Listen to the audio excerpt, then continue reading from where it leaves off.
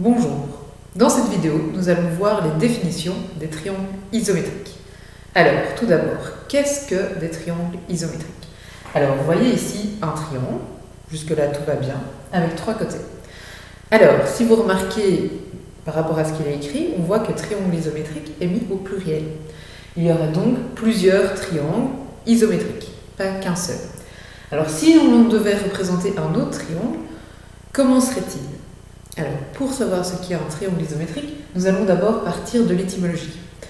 On voit qu'on a deux racines, iso et métrique. Qu'est-ce que cela signifie?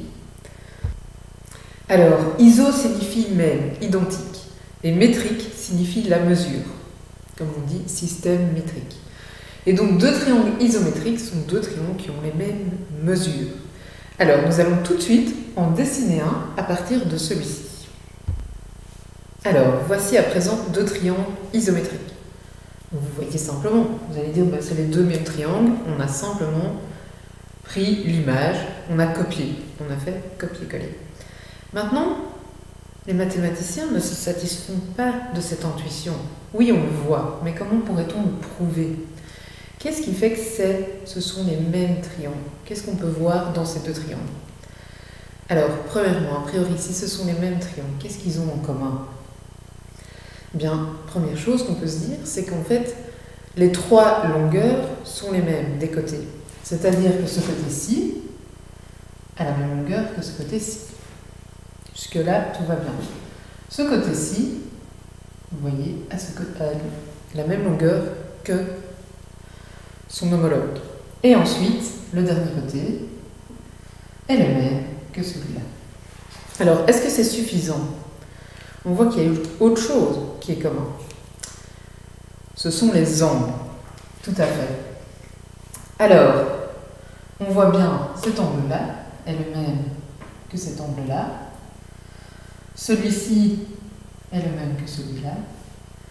Et ensuite, celui-là et celui-là sont égaux. On a donc trois côtés identiques et trois angles identiques. On a donc 6 égalités. Alors, si je note tout ça mathématiquement maintenant avec des lettres, on va nommer les sommets et on va noter les inégalités que je viens d'énoncer. Voilà, j'ai donc nommé mes sommets. Nous avons donc le triangle ABC et le triangle DEF. Maintenant, on va noter les égalités, c'est-à-dire, on va donc se dire la longueur AC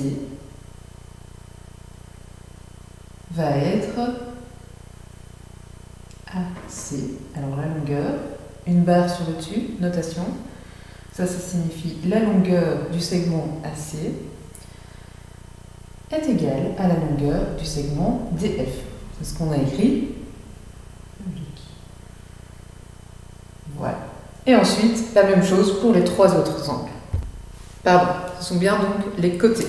Voici donc écrit mathématiquement que nos trois côtés de chaque triangle sont identiques. À présent, passons à la notation des angles qui sont identiques. Alors on va donc utiliser les grandes lettres avec un chapeau pour parler d'angle. Donc nous avons l'angle CAB. Alors là, attention dans la notation. Donc on met un chapeau et on met la lettre au centre qui est l'endroit, vous voyez, de l'angle. C'est important. Donc CAB est égal à quel angle? FDE.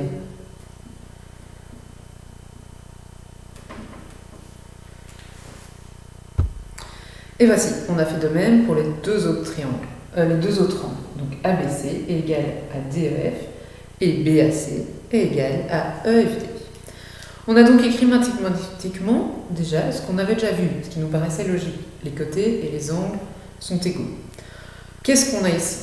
On a, vous voyez, 6 égalités. Donc ces 6 égalités nous montrent quoi? Que nos deux triangles, ABC et DEF, sont isométriques. Alors, comment on note ça? On va tout de suite l'écrire de manière mathématique. On a donc le triangle ABC iso au triangle DEF.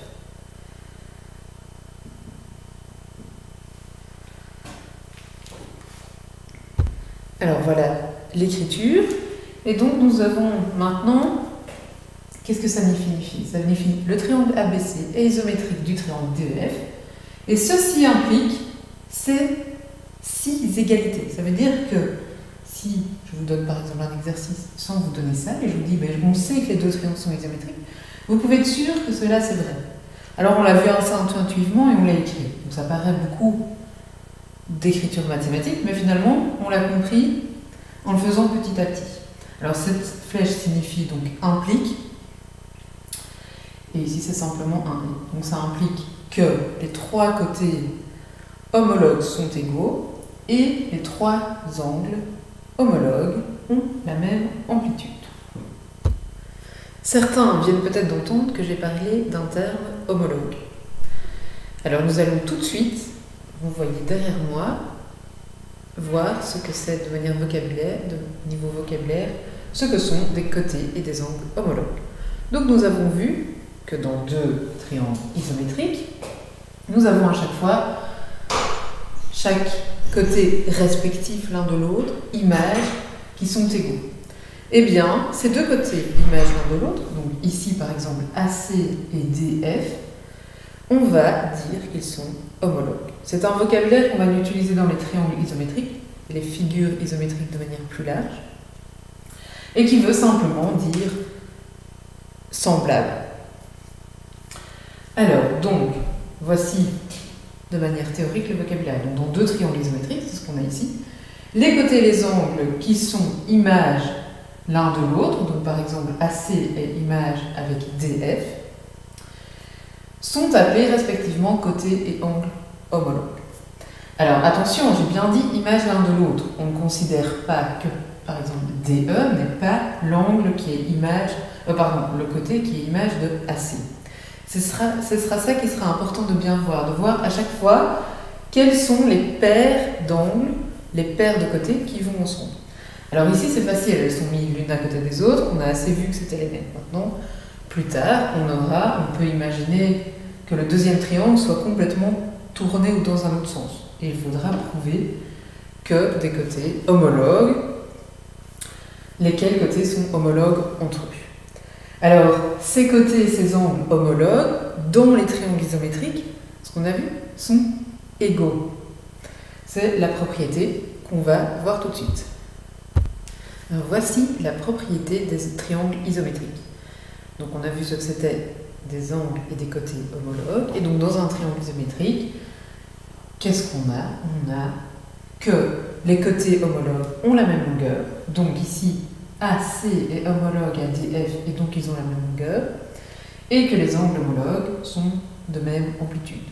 On peut voir ça dans les 2 sens. Ça veut dire que si je vous dis par exemple, ah mais tiens, AC, 2 triangles sont isométriques et AC et DF ont la même longueur, vous pouvez vous dire, ah ben tiens, ce sont les 2 côtés homologues. A l'inverse, je vous dis, ils sont homologues, vous pouvez déduire qu'ils sont donc de même longueur. Voici donc la théorie et les explications pour les triangles isométriques.